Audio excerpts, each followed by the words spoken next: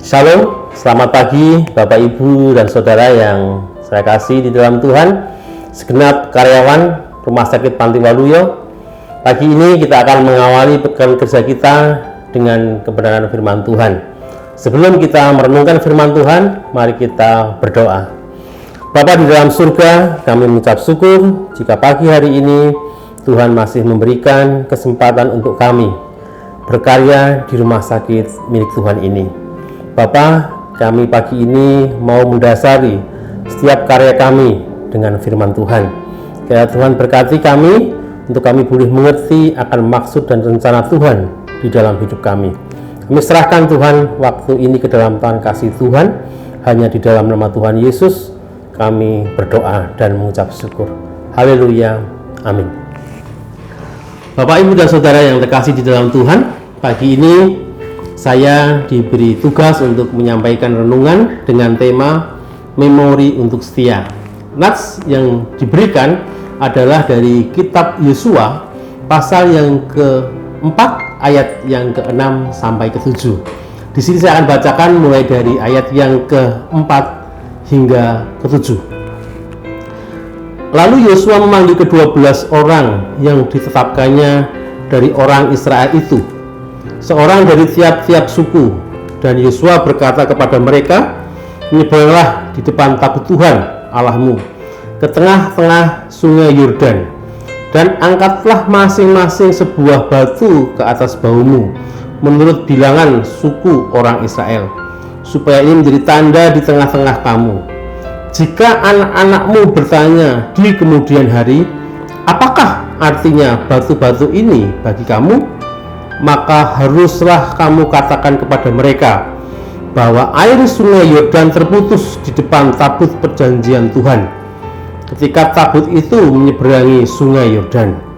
Air sungai Yordan itu terputus. Sebab itu batu-batu ini akan menjadi tanda peringatan bagi orang Israel untuk selama-lamanya.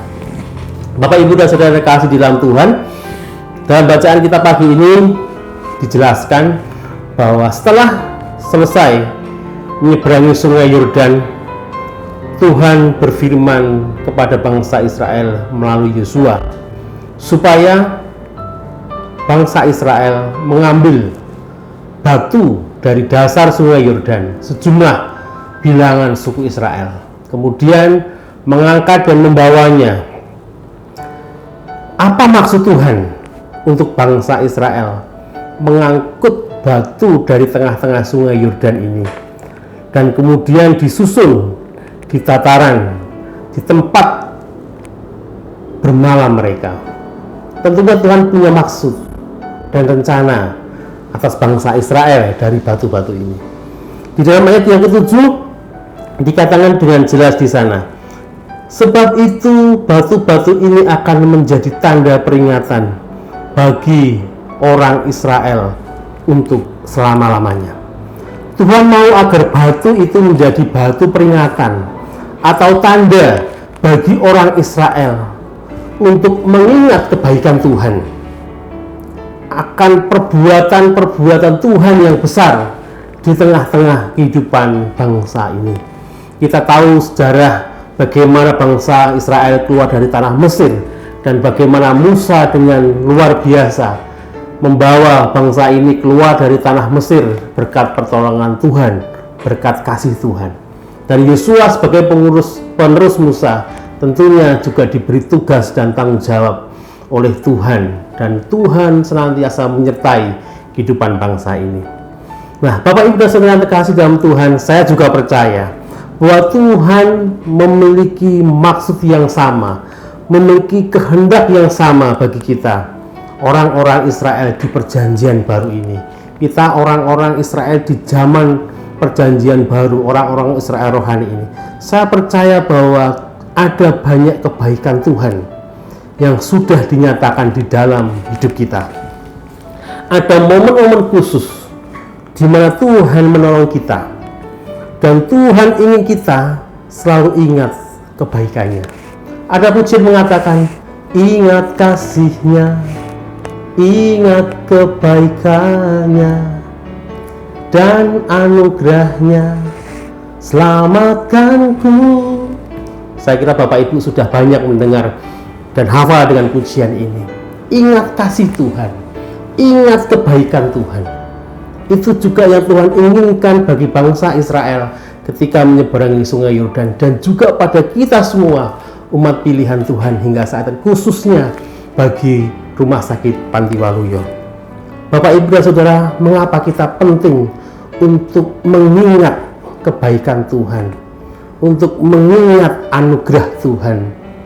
Yang pertama, dengan mengingat kebaikan Tuhan, kita akan membangun dan memperkokoh iman kita. Pengalaman-pengalaman hidup bersama Tuhan akan membawa kita pada kemenangan. Ingat dalam kisah Daud melawan Goliat, di dalam bacaan di 1 Samuel, ketika Daud akan melawan Goliat, banyak orang mempertanyakan kemampuan dan kapasitas Daud. Tapi Daud mempunyai pengalaman-pengalaman yang luar biasa secara pribadi dengan Tuhan. Beruang singa yang menyerangku dalam penggembalaan, yang mereka dikalahkan, Tuhan yang sudah membawa Daud pada kemenangan itu adalah Tuhan yang sama yang akan membawa kemenangan bagi Daud melawan orang Filistin itu. Keyakinan Daud pada bahwa Tuhan yang menyelamatkanku dari singa dan beruang itu adalah Tuhan yang sama, itu yang membuat Daud berani untuk melawan Goliat, dan Tuhan memberkatinya. Dengan pengalaman itu Daud menang. Dengan pengalaman itu Daud mampu mengalahkan Goliat.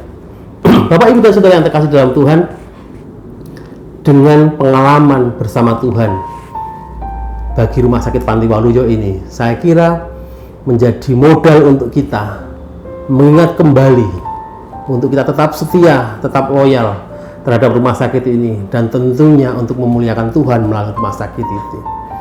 Pertama, memberikan kekuatan bagi iman kita.